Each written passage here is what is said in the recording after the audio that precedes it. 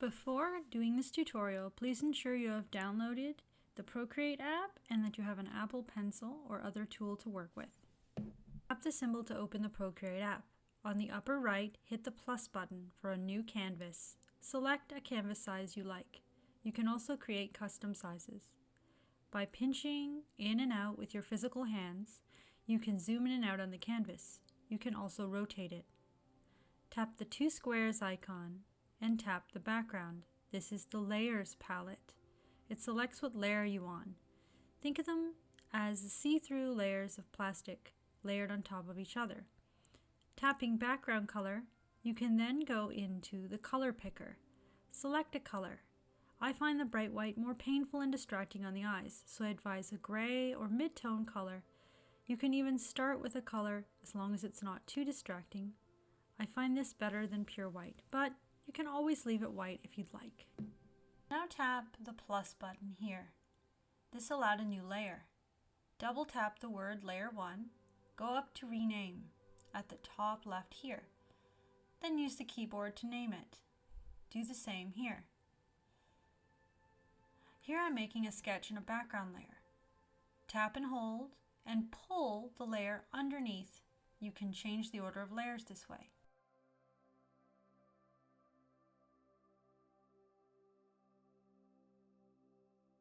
You can now select a type of brush. Tap Drawing, for example. Select one of the brushes that are already an option in your program for now. You can always download more brushes later. There are plenty of free ones online. Now let's deal with opacity and size. This is opacity. This is size. This changes the size of the brush. Here's different size examples. This is opacity. How opaque or see-through it is. This is extremely helpful when working on digital art. It works helpfully with pressure settings on the Apple Pencil and the brushes. You can 2-finger tap to undo and 3-finger tap to redo. Physically touch the screen. To change the pressure settings for the Apple Pencil so they're more ideal, tap the wrench icon, Preferences. Then Edit Pressure Curve. Change it to this. Experiment with other ways if you don't like this one either. Ensure you're on the sketch layer that we named earlier by going to the two squares and selecting the sketch layer. Choose a brush you feel comfortable sketching with and physically use the Apple Pencil to sketch in the area of the canvas on the screen. The arrow key will allow you to adjust. When on uniform, the size will stay the same. You can move things around the canvas. By hitting the selection tool and freehand, you can select an area. Then you can tap the arrow. Uniform will keep it the same size proportionately, but you can move this selected area around and change the size of it. Here we go back into sketching. By using selection and transform tools, you can move the sketch around the canvas and change parts of it without simply having to erase and redraw all the parts. Feel free also to erase. Don't just use selection tools and undo. Tapping the eraser key, as labeled there, will allow you to switch to the eraser. It can be set to different brushes as well. By tapping and holding a tool such as brush, smudge, or eraser, you can make the same type of brush on that tool that you were using on the brush tool. As we continue sketching here, we make sure to get everything accurate. It's perfectly fine to erase and use adjustment tools. You can use selection, transform, and eraser with whichever brush you were using. Together. Here I adjust by distorting. The distort tool allows you to warp the area in space. This allows me to change the shape of the skull. In combination with the brush and eraser tool, selection and transform will allow you to get a better sketch. Keep working at the sketch until you're happy. Make sure you're actually happy with the sketch before you ink. You can also 2-finger tap the screen once again in order to undo, and 3-finger tap the physical screen again in order to redo the last move. Use all these things in combination until you're happy with your sketch. You can also do thumbnails, research, and gather reference to help you when you're creating art. I advise you gather and use a reference from multiple sources as inspiration rather than merely copying something directly, but it depends on your end goal. I I work on the underlying structure of the body before adding clothes over top.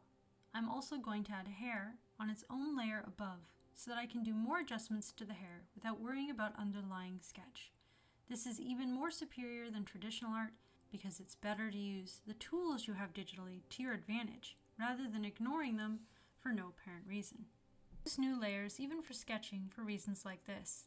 I can see the underlying structure, three-dimensional form, and center line of the skull. That way I can make the hair I'm designing actually fit the skull underneath. Because it's on its own layer above, there's no issue at all with trying again until I'm happy with the hairstyle I design. Once the hair is done, erase on the sketch layer the skull you no longer need and merge the hair sketch layer with the sketch layer. There's no need to have extra layers.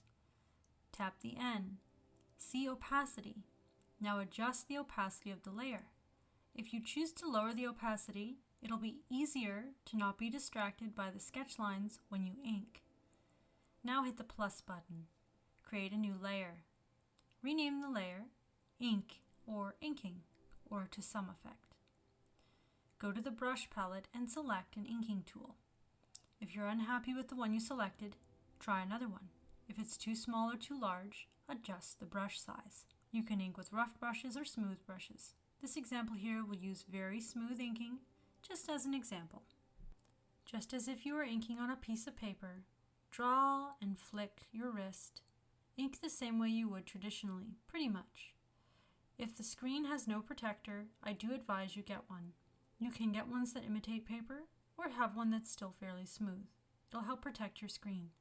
Pinch, zoom, and rotate the screen so it's easier on your wrist as you draw, as seen here.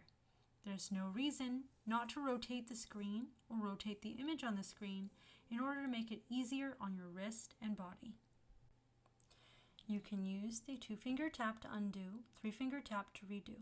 When you have a closed shape, you can physically drag the color from the upper right color circle palette and drop as if you were doing it with a physical object using the Apple Pencil on the screen. This will color fill the area. If there's a gap in the lines, it'll color fill outside of the area. So you can close lines in order to use this. However, you can adjust the tolerance for how well it fills up to the border or edge of the color. Continue inking just as you would traditionally. If there's ever an issue, please ensure you're on the correct layer. The other thing to remember is to rotate, pinch, zoom, and relax. 2-finger tap to undo, 3-finger tap to redo, eraser tool. Just realize, unlike physical traditional inking, it's very easy to correct mistakes. You can also use the eraser tool to sharpen the edge of lines by zooming in and using a harder eraser tool. Continue inking until you're completely finished. If you wish to experiment with a brush or technique without damaging your actual artwork, please create a new layer, experiment on it. You can delete the layer entirely when you're done. We're going back to the 2 boxes in the upper right corner to create a new layer. We can label this new layer Color Flats. But first, on the line art layer, you can tap Automatic. Select the outside area around the figure. Pulling left and right, you can adjust the tolerance. This is also true for the fill bucket tool. When you go up towards the right, by keeping the pen on the screen, it will go more. Fill in and select a more complete area. When you go towards the left, it'll be less precise with how it selects. By going more towards the 100%, you'll select more right up to the lines. After you've selected an area, select Inverse. Then, create the new layer we talked about, labeling it Flats, for example, and use the Color Fill option or a paintbrush and fill in the area that's selected. This allows a basic principle of digital art called color flats. Color flats are used as a basis for many digital art techniques. You can then easily select areas that you wish to fill with specific colors. You can also create new layers, like I did for the hair, over top of the base layer, so that the colors of the hair won't be affected by what you paint underneath. You can do things like paint the skin base underneath, then paint the clothing on its own layer, and then paint the hair on its own layer above, eventually flattening the layers down. I'm doing a bunch of different things here. I'm going to select different colors and use the drag and drop color fill tool. Double check you're on the correct layer. Switch to the line layer to use the automatic selection tool to select the area within your line art. Then, switch to the layer that you're actually putting the color on. Make sure it's the correct layer.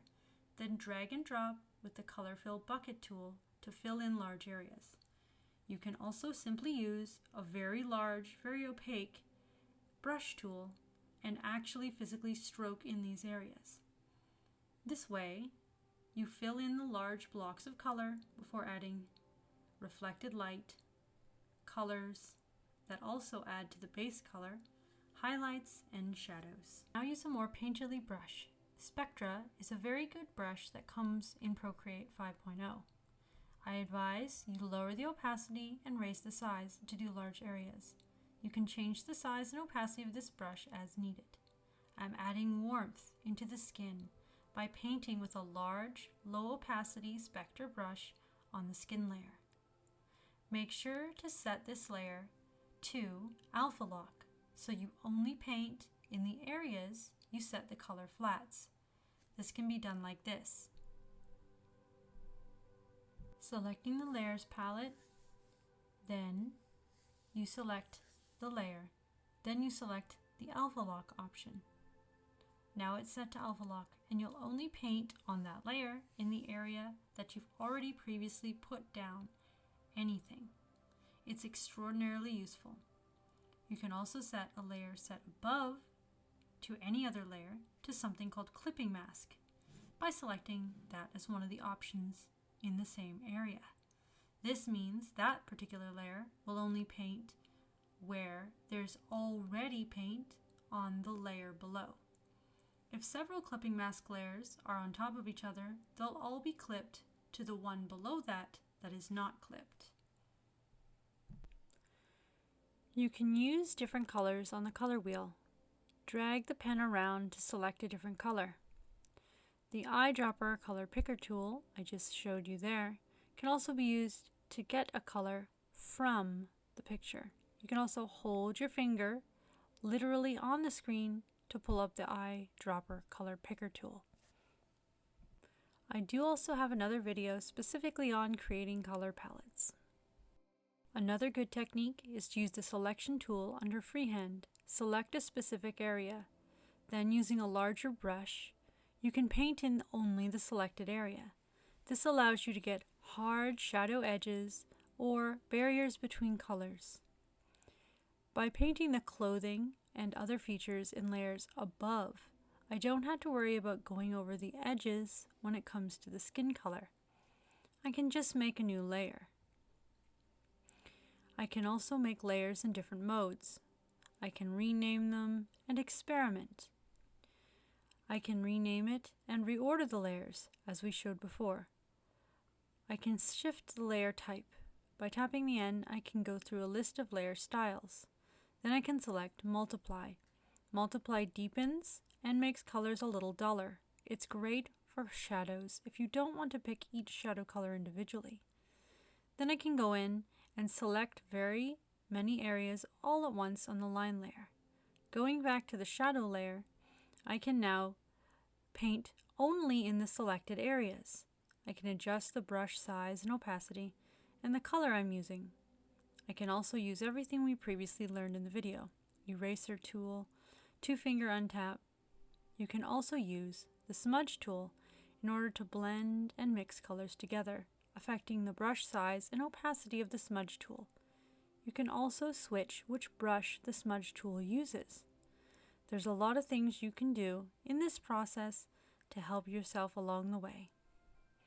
I always recommend going lighter to darker and being willing to make corrections and undo mistakes. You can also keep painting over things sometimes until you get to a result you enjoy. Changing the tolerance of selection tools allows you to select different areas. By zooming in, you can select smaller areas. that you can't really select properly when you're zoomed out too much. You can use a combination of automatic select and freehand select to help you get borders and edges that are more crisp or in the correct area. Always make sure you're on the correct layer. Make sure you're on the correct layer that you want to be on. Sometimes you can accidentally stay on the line art layer when you meant to go to a different color layer to paint on, or the shadow layer, etc. Double checking the layers palette to see what layer you're currently on is highly recommended. Keep going, zooming in and out as needed. Use the Smudge Tool, Brush Tool, Eraser Tool, and of course the Selection and Adjust tools. Change opacity and size of brush as needed. Pinch, zoom, and rotate the canvas as needed. Just continue working until you're happy with it. I'm working on different shadows and colors. I'm adding warmth into the flesh, and I'm using reference off screen in order to help me paint better. That's a whole other topic, the specifics of painting. This is more the process in general that you can use in Procreate to create your digital art. Multiply is a good tool, but when working with certain materials or styles, you should still use a normal or other layer mode to create the shadows. I advise, for example, that you don't use a multiply layer for the shadows in metal objects. Now we're creating a highlight layer. Go to the Layers palette, plus button, New Layer. On the new layer, make sure it's clipping masked down. Change the name to something like Highlights. Then tap the N, which is normal mode, in order to switch it to Hard Light. This is a very good layer mode to create highlights. You need to use a lighter color on Hard Light for it to become a little brighter and more vibrant. If you use a dark color, it'll still be vibrant, but it won't be brighter. You can also experiment with different layer modes in order to get different effects in your artwork. Now just keep working using all the tips I've already given and anything else you'd like to discover or research yourself until you finish the picture. Remember, when it comes to coloring things in, there's a base color, a highlight, a shadow color. There's also the main light and reflected light. In general, you need to keep in mind the lighting scenario, where the lighting's coming from. You can also copy lighting scenarios from references. But these are whole other enormous topics, so for now, you should just try and also do additional research and practice. Studying the fundamentals and practicing light is important, but I also recommend you gather various references of artists that you really like the art of in order to do studies and learn from the style of art that they're doing that you enjoy. Pick apart your own art. See what you like about the art you do and what you don't like, and what could be changed to be more like art that you like better than your own art, and aim towards improvement. Now we're going to do a very basic background. Go to the Layers palette. Switch to that background layer we created earlier. Use different larger, more textured brushes or soft brushes, and different colors you'd like to try to incorporate. Here I just used the default Tamar brush, made very large and not too opaque. I select different shades of brown and grayish tones to put in the background. I could have done lots of different things here, but I find it's a little better than a too basic background. If I thought the background looked too dark, which was less appealing, I could have either went back or go lighter. Because I was experimenting, I decided to create a new layer to test it out to see if I liked it. I add more yellowish tones in as well, because I was thinking the lighting was ever so slightly yellowish. You can keep many things in mind. With that yellowish color still selected, I switched back to the highlight layer to add in more. You can go back and forth between different elements. You don't have to do the background first, last, or in the middle, but I advise keeping a tone similar to the final background tone you intend in the background behind everything else you're doing, so your mind understands the final contrast of the image. There are many art tips and tricks you can practice, study, and learn. To save your progress while working, tap Gallery. Then tap the picture to go back in and open. You might have to wait a moment for the file to load. Here's how to save. Go to the wrench icon. Share. I recommend PNG format because it'll be higher quality. Then go to Save Image. This will save it to the photo library. Go to Video, Export Time-Lapse and Full Length in order to save in the Photos section your wonderful time-lapse video that Procreate automatically does. You do have to change the settings on the main menu in order to get Procreate to record at higher quality. At any rate, you know how to export it now and how to find it. Well, I hope you have a wonderful time creating digital art in Procreate. There are plenty of other tutorials out there for you to learn from, and remember to practice. I hope you have fun, and until the next video, bye!